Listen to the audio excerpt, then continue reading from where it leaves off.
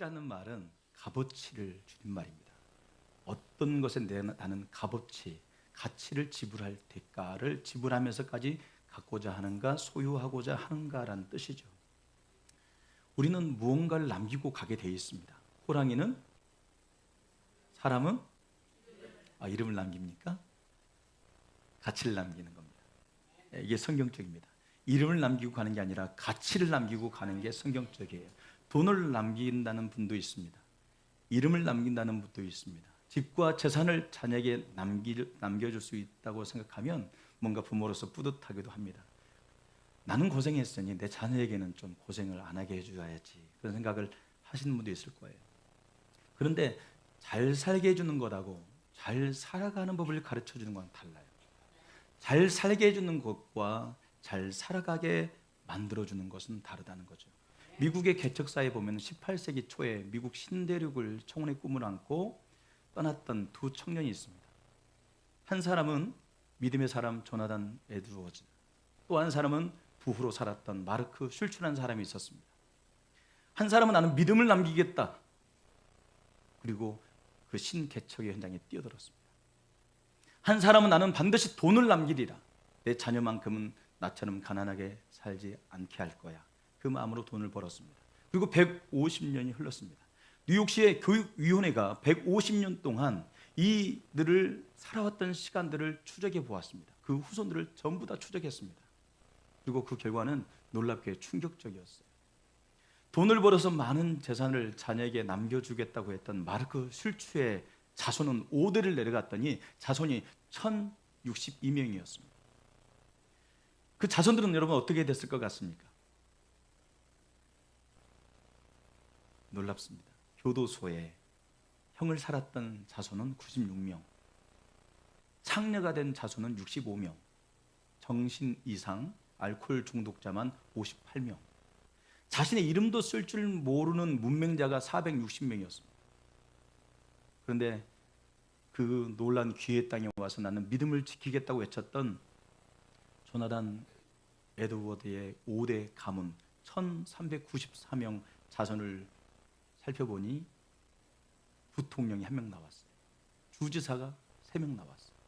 예일대학교 총장을 비롯해서 대학 총장으로 13명이 나왔고요. 교수, 교사가 86명, 대도시 시장은 3명, 정차관은 82명, 변호사 149명, 판검사 48명, 의사 68명, 교수 65명, 세계적인 사업가 75명, 뛰어난 발명가 25명, 군인 76명, 문학가가 75명, 장로 집사가 286명, 목사가 116명이 나왔습니다.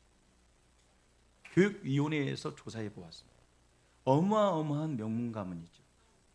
어떤 명문 가문은 어떻게 되는지 궁금해 하시고 어떤 분은 그런 메시지를 전하는 분도 있습니다. 저는 그 이야기를 하고 싶은 게 아니에요. 호랑이는, 사람은 가치를 남긴다. 가치를 남긴다. 잊지 않기 바랍니다. 무엇을 가치로 삼을 것이냐, 돈을 가치로 삼은 가정은 여러분 이렇게 되는 겁니다. 마르크 슐츠 집안처럼 되는 거라고요. 자녀들이요, 돈 없으면 죽는 줄 알아요. 돈보다 더 의미 있는 것, 더 가치 있는 게 얼마나 많은데요. 여러분, 환경의 문제도 아니고 가정 문제도 아니고 돈의 문제도 아니고, 그 가정에 뭐가 없으면, 가치가 없으면, 값을 지불하고서라도 내 인생과 내 목숨을 담보해서라도 지키고 싶은 무언가 가치를 주지 않으면 그 가문은 망할 수밖에 없는 겁니다. 우리 가문은요, 우리 집안은요, 말씀대로 살아요. 성경대로 살 거예요. 그런 집안 되길 바랍니다. 이호수에 갔습니다. 이호수는요, 고을여, 물수, 물이 아름답다라는 뜻입니다. 순천은요, 순응할 순, 하늘천, 무슨 뜻이에요? 하늘을 따른다는 뜻이에요. 손양은 목사님 원래 이름은 손연준이에요. 손연준인데 애양원 담임 목사가 되어지면서 본인이 애양원 나병 환자들이 이름을 지었어요. 사랑해, 양은 길을 양, 원은 동산원 해서 애양원 사람들이 자기는 사랑을 많이 받은 동산이다 해가지고 자기들이 지었대요. 손양은 목사님이 거기서 와서 자기 이름을 양원으로 지은 거죠. 애양, 양원, 애자를 빼고 양원을 이름을 지어 바꾼 거였어요.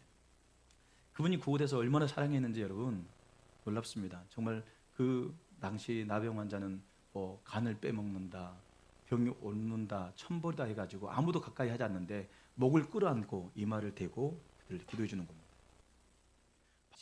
13호는 약간 경증, 14호실은 아주 중증 환자들, 코, 팔다리가 아침에 일어나면 떨어져 있는 거예요. 그들에게 들어갈 때 다른 분들은 신문지를 깔고 들어갑니다. 그러면 목침을 던져요. 나가라고. 환자들이 상처가 있고 분노가 있잖아요. 가족이 버림받았는데 와서 신문을 깔고 들어오는 그 환자를 대하는 그 의사 아니면 사람의 신방이 오잖아요. 목침을 던져 쫓아냅니다. 그런데 손양호 목사님은 그대로 들어가서 맨손으로 그 균을 다 씌워주는 거예요. 그리고 그 나병 환자가 지어준 밥을 먹는 겁니다. 손도 없는 그 손으로, 손가락이 없어요. 손등만 있어요. 이걸로 비벼가지고 주는 그 밥을 손양호 목사님이 그 식사를 드시는 거예요. 그리고 끝나고 나서는 손양호 목사님 나오셔야 돼요. 기도했답니다. 하나님 나에게 나병을 주세요. 그리고 저들과 함께 있게 해주세요. 나병 환자는 없는다고 하는 때에 손양호 목사님은 들어가서 사랑의 모습으로, 예수님의 모습으로 그분도 사랑하려고 몸부림쳤더라고요. 하나님 내게 저들을 사랑할 수 있는 마음을 주세요. 저들에게서 살 수 없는 냄새가 납니다. 나에게 냄새를 맡지 못하게 해주세요. 그렇게 하나님의 뜻대로 살아보려고요. 자기가 기도하면서 자기도 보여지는 게 있고 병이 무서울 수도 있는데 무섭지 않게 해달라고, 냄새가 나지 않게 해달라고 기도하시면서 그 환자들을 대하셨더라고요. 전 참 도전이 되었어요. 정말 가슴에서 뜨거운 게 올라왔었습니다. 정말 그분은 사랑의 가치를 우리에게 남겨두고 가신 분이에요. 여러분, 한 인간이, 한 사람이 이 땅에 와서 가치를 남겨두어야 이름이 남는 거지. 이름을 남기려고 하는 사람이 이름 절대 못 남겨요. 가치를 남기는 사람이 이름이 남는 거예요. 에조드 목사님은요 11명의 자녀를 두었습니다. 자녀가 몇 명이에요? 11명. 11명을 두었는데 그 11명의 자녀에게 성경을 제대로 읽히고 싶어가지고 이 에조드 목사님이 10대 초반에는 모두 다 히브리어, 헬라어, 라틴어를 전부 다 띄게 했대요. 성경을 원어로 읽게 훈련을 시켰답니다. 완벽하게 구사해서 구약은 히브리어로, 신약은 라틴어로 읽었답니다. 자녀들이 하루 일과를 마치고 나면 또 하루를 시작하기 전에 반드시 기도하는 법을 가르쳤대요. 하나님 앞에 기도하게 시켰답니다. 그리고 저녁 식사 후에는요 1시간 동안 함께 식사 후에 신앙교육, 청교도 영성을 자녀들에게 전달시켰다는 거예요. 15세 딸 마리아에게 이렇게 편지를 썼습니다. 15살 딸에게 쓸 편지 내용인가 보세요. 우리 같으면 뭐라고 쓰겠습니까? 딸 잘 있지? 밥은 먹고 있니? 엄마가 더 보고 싶어? 이렇게 썼을 거 아니에요. 근데 에조드 목사님은 이렇게 딸 15세 마리아에게 이렇게 편지를 씁니다. 딸아, 너는 모든 시험을 물리쳐 자신을 엄격하고 단정하게 지켜야 할 것이다. 하나님을 떠나거나 잊지 않도록 특별히 은밀한 신앙생활을 게을리하지 않도록 조심하여라. 이렇게 편지를 쓴 거예요. 그 아들 디모데에게 이렇게 편지를 쓴 내용이 있습니다. 디모데에게 이렇게 썼습니다. 아들아, 하나님의 선하심 속에 생명이 있고 하나님의 세심한 사랑은 너의 생명보다 귀하단다. 내가 아프든지 건강하든지 한없는 하나님의 사랑이 너에게는 필요하단다. 여러분, 이런 글을 자녀들에게 써보셨습니까? 언제 내 자녀에게 이렇게 써보셨어요? 아들아, 하나님의 선하심 속에 생명이 있고 아들아, 세심한 사랑은 너의 생명보다 귀하단다. 이렇게 하나님을 사랑하고 하나님을 존중히 여기는 한 목사님의 자녀들의 후손들이 나중에 1000여 명이 넘는 자녀들 가운데 놀라운 축복의 가문이 되는 걸 보지 않습니까? 여러분, 가치가 이렇게 중요한 거예요. 자녀에게 이거 물려주지 못하면요 큰일 나는 겁니다. 신앙생활 오래 했습니다. 믿음 좋은 집사님이에요. 새벽 예배 한 번 빠지지 않는 분이에요. 근데 그분이 하루는 가정에 문제가 있어서 가정에 신방을 와달라고 해서 신방을 갔습니다. 그리고 그 딸은 공부를 잘하는 전교 1등 딸이에요. 목사님이 예배를 드려주기 위해서 찬양을 했습니다. 근데 갑자기 딸이 방문을 발로 탕 차고 나와가지고 하는 말이 조용히 해요. 내일 저 시험이란 말이에요. 어머니가 성경책을 들고 탁 놓더니 가가지고 그 딸한테 섰어요. 그리고 엄마가 뭐 하는 짓이야? 내가 널 이렇게 가르쳤니? 예배 드리고 있는데 지금 뭐 하는 거야? 목사님 앞에서 지금 뭐 하는 거냐고 하지 않고 딸 미안해. 조용히 예배할게요. 그리고 빨리 공부해. 나서 목사님께 이렇게 말했다는 목사님 작게 해주세요. 찬양을 작게 불러주세요.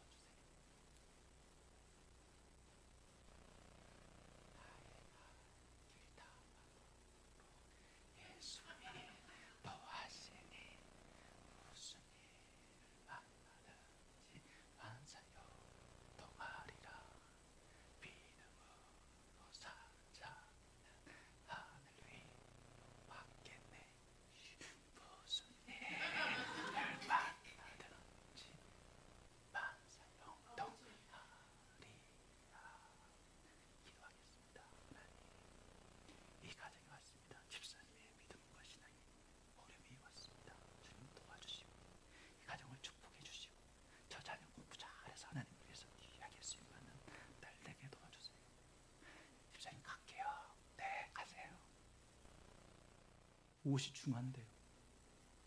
무엇이 중요한데요? 예배가 중요하지 않습니까? 근데 여러분, 공부가 더 중요한 시대가 되었어요. 자녀들 힘들다고 하면, 자녀들 피곤하고 하면 쉬어. 오늘 예배 나오지 마. 자녀들이 흔들리잖아요. 그럼 부모들이 위로한답시고요. 쉬어. 뭘 쉬어요 도대체? 뭘 도대체 얼마나 쉬어요? 그렇게 일하고 와서 쉬지 않고 놀러도 갑니다. 놀러 가고 커피 마시고 할 건 다 하면서 교회 와놓으면 피곤하다고 그렇게 이야기해요. 정말 하나님 안에 생명이 있고 하나님 안에 능력이 있습니다. 하나님을 예배하는 법을 자녀에게 가르치지 못하고 내 자녀가 하나님을 떠나고 하나님을 경외하지도 못하는 걸 보고 안타까워지도 않아요. 어쩔 수 없대요. 아니요, 자녀의 가치는요, 부모가 중히 여기고 희생하고 대가를 지불한 것을 보고 배워요. 말로 배우지 않아요. 교회 가자, 야. 그 말로 교회 나오잖아요. 야, 예수 믿어야지. 그 말로 예수 안 믿어요. 야, 11조 해야지. 그 말로 11조 하잖아요. 부모가 당장 내일 먹을 것도 없는데요, 하나님께 드린다고 11조를 떼는 거예요. 하나님, 양식을 있든 없든 하나님의 것을 구별해 드립니다. 하나님, 우리 가정이 하나님을 섬길 수 있어서 감사합니다. 그리고 11절 딱 떼서 보는 자식이요, 엄마, 이 돈 한번 드리면 우리 이번 달 어떻게 살아? 하나님이 채워주실 거야.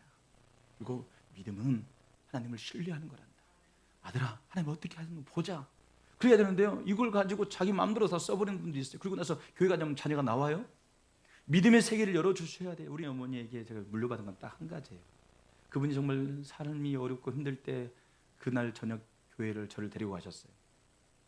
그리고 앉아가지고 강단 앞에, 이 앞에 앉아가지고 울면서 하나님 부르짖는 그 소리를 들었는데 얼마나 슬피 우시는지. 어린 나이에 엄마가 우니까 남자애들은 공감 능력이 좀 떨어지잖아요. 엄마가 우는데 옆에서 쳐다보면서 어머님의 아픔이 보이는 게 아니라, 아따, 하나님이 살아계시는가 보다 그랬어요. 하나님은 계시는가 보다 그랬다니까. 우리 어머니가 그렇게 힘들고 사는 걸, 죽느냐 사느냐 그렇게 힘들어하고 눈물 흘리고 있을 때 저는 그 어머니 기도 속에서, 그 고난 속에서 죽음을 생각하고 부르짖고 자식들을 놓고 기도하는 어머니 마음을 공감하지는 못했지만, 저는 그때 그렇게 간절하게 부르짖는 우리 어머니가 찾는 그 하나님은 계시다는 믿음이 저한테 들어왔어요. 그러면 하나님은 살아계십니다. 저도 그 하나님 만났고 그 하나님이 우리 가정 가운데 내 자녀들에게 그 하나님이 살아계신 하나님으로 인정되기를 저는 원하고 있습니다. 우리 사나가 어제 저녁에 11시가 됐는데 들어오지 않았습니다. 지금까지 들어오지 않았습니다. 우리 큰 아들이 28인데 지금까지 들어오지 않았습니다. 제가 너무 어제 11시가 넘었는데 들어오지 않아서 무슨 일일까 전화를 했더니 전화를 안 받아요. 근데 전화가 끝나고 왔어요. 어디니? 그랬더니 아빠 저 지금 수련회 와 있는데요, 교회에 수련회가 있어서 와 있대요. 그러니? 보고 싶어서, 아빠가 1박 2일 동안 널 못 봤는데 보고 싶어 전화했다. 그래요? 좋다. 그래, 이따 보자, 다음에 보자. 이러고 끊었어요. 아이가 은혜 받고 있다는 게 너무 좋은 거예요. 수련회에 가 있다는 게 너무 행복한 거예요. 그리고 나도 끊고 나서 나도 은혜 받고 싶다. 나도 은혜 받고 싶다. 그런 고백이, 그런 생각이 들었어요. 자녀가 믿음의 길을 가고 있는 걸 보면 너무 행복해, 너무 감사해요. 내 자녀가 은혜 받고 있다고 생각하니 너무너무 행복했어요. 믿음이 지켜지는 세대, 우리 세대는요, 믿음이 끝난 세대입니다. 믿음이 사라지고 있는 세대입니다. 기도 생활이, 기도 훈련이 사라지고 있습니다. 우리 부모 세대가 새벽 예배를 드리나 해서 자녀 세대까지 새벽 예배 드리지는 않아요. 우리는요, 진짜 새벽 예배 때마다 우리 청년들을 기도합니다. 모든 기도에 우리 청년들을 축복하고 우리 청년들 다음 세대를 이끌어가는 세대가 되게 해달라고, 오늘 또 영적 가치가 흔들리지 않게 해달라고, 하나님 축복해달라고 우리는 기도하고 있는데 그 청년들은 새벽을 깨우지 않습니다. 그 청년들은 새벽에 나오는 사람이 한 명도 없어요. 부모 세대는 새벽마다 자녀들 세대를 위해 기도하고 있는데 청년들은 새벽에 나오는 사람이 한 명도 없어요.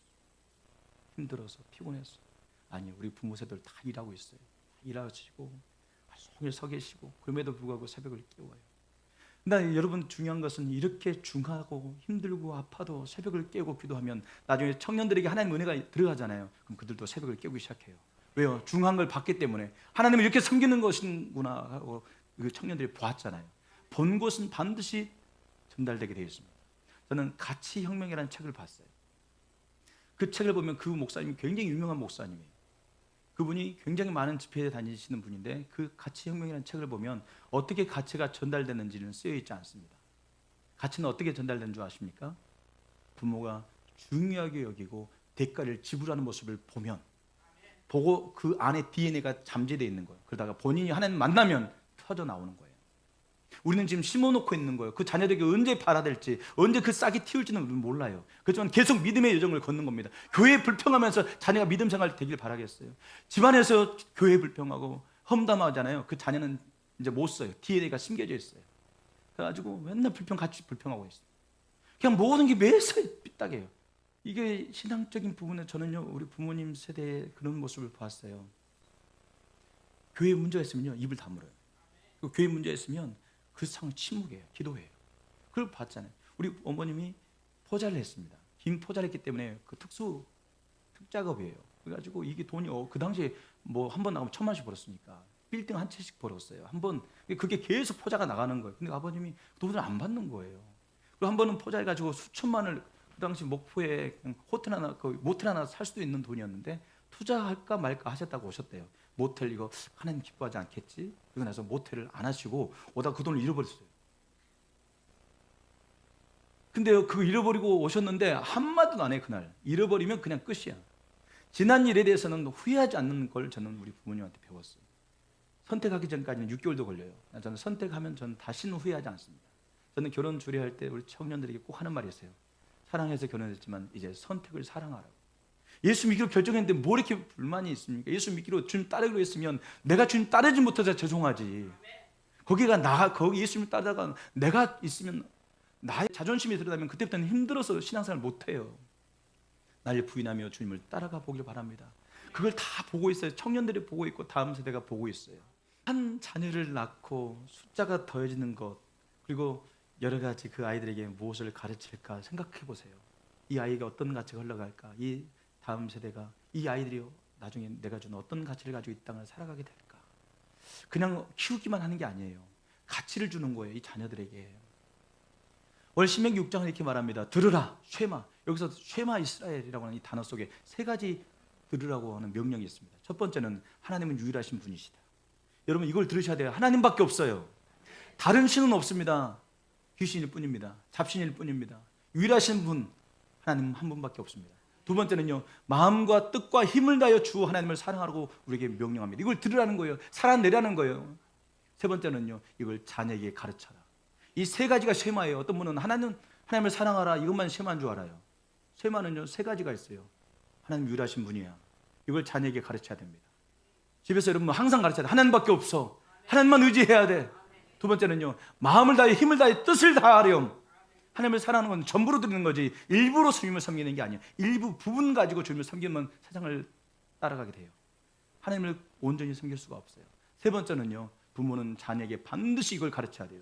부모가 이걸 가르칠 책임이 있다는 거예요. 쉐마 이스라엘, 너는 자녀에게 가르치고 있느냐? 어떤 가치를 너는 전해주고 있느냐? 하나님 우리에게 지금 묻고 있습니다. 한 비행기 안에서 승무원이 있었는데 승무원이 너무너무 끝까지 웃으면서 정말 무례한 승객들인데도 끝까지 사랑하면서 친절하게 대하는 거예요. 하워드 핸드릭슨이라는 분이 교육계의 대가예요. 대부예요. 그분이 그 승무원을 유심히 살펴보았답니다. 이 승무원이 정말 무례한 승객들을 대할 때도 친절하게 웃고요. 또 아이들에게 다가가서 짜증내고 칭얼거리는 아이들도 달래주고 안아주고 장난감을 갖다주고 사탕을 갖다주면서 친절하게 대하는 거예요. 계속 지켜보았습니다. 난기류까지 막 터지니까 사람들이 불평하고 난리가 났어요. 근데 끝까지 웃음을 잃지 않고 친절하더래요. 그래서 내리기 직전에 하워드 핸드릭슨이 물어봤어요. 당신은 무엇을 위해서 그렇게 열심히 하십니까? 라고 물어봤답니다. 당신은 무엇 때문에 그렇게 열심히 일을 하냐고 물어봤더니 그분이 웃으면서 이렇게 말하더래요. 저는 예수님을 위해서 일합니다. 이 회사는 제게 단지 월급을 줄 뿐입니다. 여러분 이게 가치예요. 이게 이어지고 있냐는 거죠. 내 삶을 통해서 무엇이 이어지고 있습니까? 끝난 세대, 끝나가고 있습니다. 기도 생활도 끝나가고 신앙 생활도 끝나가고 거룩하게 예배드렸던 이런 경외함 있는 예배들도 점점 사라지고 있습니다. 우리가 회복하기 원합니다. 우리가 이어가기 원합니다. 우리 다음 세대의 자녀에게 영적 유산을 이어가기를 원합니다. 특히 예수 그리스도 그분이 우리에게 진정한 소망을 주셨습니다. 로마서 8장 17절에 우리는 하나님 나라의 상속자예요. 하나님 나라의 상속자라는 말은요, 상속을 유업을 잇는다는 의미가 있습니다. 썩지 않는 것, 사라지지 않는 것, 영원한 것을 여러분 불이 옮겨지듯 여러분 옮기십시오. 생명을 흘려 보내십시오. 지금 썩어질 것을 위해 살아가지 않게 하십시오. 찰나의 것, 찰나의 위로, 찰나의 만족, 찰나의 평안함을 위해 살도록 자녀들을 가르치고 양육하지 마시고 그 자녀들에게 단 한 가지, 내 자녀에게 나는 무엇을 가르칠까? 무엇이 흘러가게 할까? 내 자녀가 무엇이 중요한 줄 알게 할까? 부모가 정말 중요하게 여기면 자식들이 다 알아요. 항상 좋은 건 전부 다 스승 목사님들한테 다 가요. 그걸요, 엄마 우리도 한번 맛있는 거 먹어요. 애들이 그렇게 말하잖아요. 엄마 이번에 이건 우리가 먹죠. 우리 애들이 그렇게 말하잖아요. 들어오면 저보다요, 우리 애들 먹일까 마음속에 조금 이만큼 들려고 하는데 우리 애들이 먼저 드리자고 이야기를 해요. 부모가 중히 여기는 거, 예배를 중히 여기면 중히 여긴 줄 알고 금방 따라와요. 헌금도요, 여러분 내 이름을 적어야 됩니다. 여러분 아내 중에 한 사람이 적고 그렇게 하시면 안 돼요. 내가 가지고 있는 것을 드릴 때 내 필요가 있고 당장 한 달 살아야 되는데 이걸 드릴 때 믿음이 생기는 거고, 여러분들 아내가 적어준 분은 여러분들 헌금 한 번도 지금 카운트 안 됐어요. 하나님이 5만 원 했으니까 아내한테 2만 5천 나눠주시고 남편한테 2만 5천 이렇게 나눠줄 것 같죠? 안 나눠줘요. 드린 자의 몫이에요. 지금까지 드렸던 분은 축복합니다. 여러분 거예요. 다 여러분 몫이에요. 남편은 하나도 안 드린 거예요. 영혼이야. 지금까지 하나님 앞에 드린 게 영혼이라고. 저도 제 이름을 제가 써요. 사모님도 사모님 알아서 쓰고, 전 제 헌금 따로 하고 사모님도 헌금 따로 해요. 각자가 하나님 앞에 나아가는 거죠. 부담 가지로 하는 소리 아닙니다. 뭘 중히 여기는가 생각해 봐요. 저도 제 인생 가운데, 제 삶 가운데 무엇이 중요한지, 저는 하나님이 주신 사명이 귀하고 성도들이 귀해요. 제가 돈이 있어서 여러분 커피 사는 것 같아요? 성도들이 이제 저를 불쌍히 여기는 것 같아요. 우리 목사님 돈 없다, 우리 목사님 돈 받지 마라, 막 성도들이 그러시는데 저는 무조건 커피를 사요. 어디 여러 우리 성도들뿐만 아니라 다른 목사님 만나도, 저보다 더 큰 게 목사님 만나도 제가 다 사요. 저는 얻어먹을 수 없어요. 저는 얻어먹고 살 수 있는 사람이 아니에요. 제가 무엇이 중요한지 한 분 한 분을 소중히 여기고, 지방의 목사님들도 여기 온다고 해도 제가 일부러 찾아가요. 목사님 바쁘시니까 제가 하겠습니다. 저는 안 바빠요? 저 오늘 약속이 안 된다고 해도 그분이 오늘 봐야겠대요. 송탄기로 오겠대요. 안성에 계신 분이 3시 반까지 오겠대요. 아니라고, 목사님 제가 가겠습니다. 목사님 저 시간 안 되는데 목사님이 한사코 오시겠다고 그러니까 제가 갈게요. 제가 간다고 했대요. 선배 목사님 너무 좋아하시더라고요. 그분은 급하고 나는 안 급해요. 근데도 그분이 오신다고 하니 내가 배려해드리는 거예요. 나만 힘든 거죠. 왔다 갔다. 무엇이 중요한지 난 내 인생을 통해서 하나님 한 분, 하나님을 향한 사랑, 하나님을 향한 믿음, 하나님을 향한 순종, 내 삶이 많은 사람들에게 가치 모델이 되었으면 좋겠다. 하나님을 저렇게 사랑하는 거지, 하나님을 섬긴다는 건 저렇게 섬기는 거지, 그렇게 내 삶을 통해서 이어지길 바라고 있어요. 그래서 순종하고 그렇게 사랑하고 있는 겁니다. 저도 힘들어서 저도 계단 올라갈 때마다 아이고 소리가 나도 모르게 추임새가 나와요. 나오는데도 불구하고 기쁨으로, 감사함으로 힘있게 나가는 건 뭐예요? 믿음을 남기고 싶어서, 이 영적 유산이 이어지길 바라는 마음으로 나가고 있는 겁니다. 여러분, 돈은 남기면 사라집니다. 그러나 믿음은 남기면 영원한 것입니다. 가치는 가르치는 것으로 나타나는 게 아니고 살아내는 만큼 가치는 전수되게 되어 있어요. 여러분들은 뭘 흘려보낼 거예요? 생각해 보세요. 나는 무엇을 흐르게 할 것인가? 나는 무엇을 흐르게 할 건가? 내 자녀에게, 우리 청년 세대에게 무엇을 흐르게 할 것인가를 기억해 보길 바랍니다. 그 가치를 이어갈 때 우리 성도들의 가정이 명문가가 될 줄로 믿습니다. 어떤 가치를 흘려보내실 거예요? 저는 우리 주님의 사랑을 흘려보낼 겁니다. 정말 우리 아빠는 하나님을 정말 사랑했어요.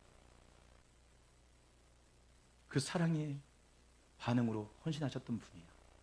그렇게 우리 자녀들이 저를 기억해 줬으면 좋겠어요. 여러분들이 하나님의 자녀임을 잊지 마십시오. 여러분들이 가치를 있는 인생임을 잊지 마십시오.